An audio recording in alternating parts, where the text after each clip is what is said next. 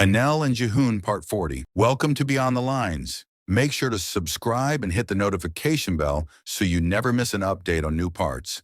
I wasn't ready, Anelle gasped. It's early. I still had time. Jihoon packed the emergency bag with trembling hands. His mind raced. Something didn't feel right, but there was no time to question. Anelle's water broke, and the car was already being brought to the front gate. The car sped through the early morning streets of Seoul, headlights slicing through mist. He lay half asleep, the weight of Nihal's silence pressing on his chest. His phone buzzed once, then again. The screen lit up with 6 haunting words. Hospital. Anelle's water broke. Jihoon. Taiho shot upright. He barely exhaled before his fingers flew across his laptop. Jihoon had given him full access last week, just in case. Tonight was that case? His voice trembled slightly as he hit dial. Jihoon answered instantly, the wind loud in the background. Who's her doctor? Taiho asked. Only name I got, Dr. Jiune, Jihoon replied. His voice was tight, on edge. Let me run checks. Just get Anelle there safely, Taiho muttered, already typing. Later the black car screeched to a halt. Anelle screamed in pain. Jihoon leaped out and opened her door, lifting her into his arms. Flashes of light erupted. Paparazzi. A photo snapped, Jihoon carrying Anelle, her face strained in agony, her hand over her belly. She's in labor! Out of the way! Jihoon yelled. Private security dispatched by the government hours earlier forced a path through the crowd. Inside, Dr. Jiune stood waiting. Her eyes flicked to the cameras outside. This wasn't what she had prepared for. The nurses took Anelle from Jihoon's arms. You can't come with us, Dr. Jiune said sharply, blocking his way. I'm her fiancé. That's my baby, Jihoon growled. She needs calm, not chaos, the doctor replied coldly. The doors shut. Taiho's apartment. Simultaneously, Taiho's jaw clenched. He stared at the screen. A surveillance still from a week ago. Dr. Jiune, face barely visible, her head covered in a black scarf, entering the palace at night. 2 palace cars. No license plates. His fingers moved like lightning. Crypto transactions. Anonymous.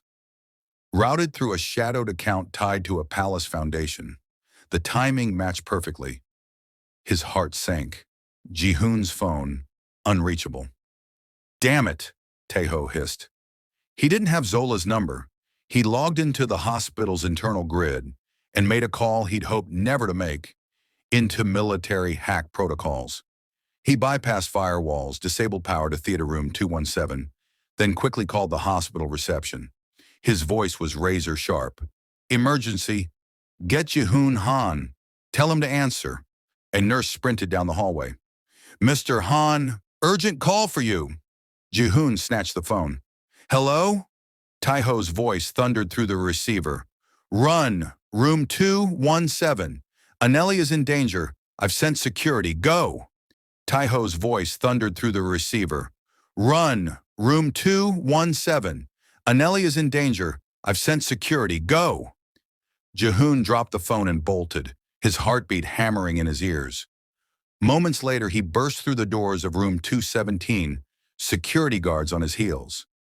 Dr. Jiune stood frozen, a syringe trembling in her fingers.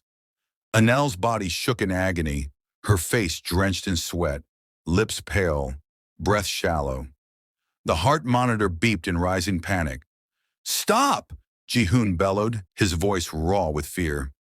Anelle turned her head, eyes wide in disbelief, her gaze pleading, desperate. A weak sound escaped her throat. The heart monitor spiked. Dr. Jiune hesitated. Guards tackled her to the ground. The syringe flew from her hands, clattering across the sterile floor. Zola and a fresh team of medical staff rushed in. We're transferring her now, a nurse shouted. Jihoon clutched Anelle's hand as they wheeled her out. Stay awake, baby. Stay with me, he whispered, kissing her trembling fingers, his own hands shaking. Hours later, at a safe hospital, Zola knelt in the waiting room, hands lifted in prayer, her lips moving ceaselessly. Inside, doctors fought to stabilize Anelle's blood pressure. The baby was in distress, She couldn't push. Surgery was needed. Outside, Jihoon stood by the window, trembling, his mind racing with silent prayers. Tai-ho arrived, breathless, eyes bloodshot. He stepped beside Jihoon, placing a hand on his shoulder. No words, just silent strength. Then, the door creaked open. A nurse stepped out, smiling through her tears. Congratulations. It's a boy. Jihoon collapsed to his knees, his breath catching, his chest heaving with relief and overwhelming emotion. Zola shouted, "Hallelujah!" and burst into sobs. Tai-ho took a step back, a rare tear glistening in his eye. In the palace, the queen stood frozen, the television's pale blue glow casting shadows across her face. The headline read, "Royal Bloodline Safe. Jihoon's son born after assassination attempt." Behind her, the prince entered. "I told you, he is blessed," he said. "You haven't just failed. You've brought the wrath of the people upon this house. I warned you." She said nothing. A muscle flickered in her jaw, but she kept her face blank, unreadable. At the police station, Dr. Jiune sat in an interrogation room, pale, hands trembling. "She blackmailed me," she whispered. "The queen threatened my family. I never wanted this." Government officers exchanged glances. Their next stop, the palace. Camera vans lined the street. Reporters gripped their mics with trembling fingers. Jihoon Han stepped out. His shirt fathers of miracles knew. But his posture, strong, calm, resolute. As most of you know, last night was a storm we never saw coming. My fiancée, Anelle, was brought to this hospital under emergency circumstances. But by the grace of God and the strength of a brave woman, we welcomed our son into this world. Gasps, applause. A few reporters wiped their tears. Jihoon held up a hand gently. But tonight is not for politics or titles or power. It's for family. He smiled faintly, voice softening. I know you all want details, pictures, press conferences. And I promise, soon I will sit with you all and introduce our son to this great nation. Every auntie and uncle watching across the country, I see you, I hear you, and I can't wait for him to meet you all. His voice cracked slightly. But tonight, let us rest. Let him rest. Let his mother breathe. He bowed his head. Thank you. And just like that, he turned and walked back inside.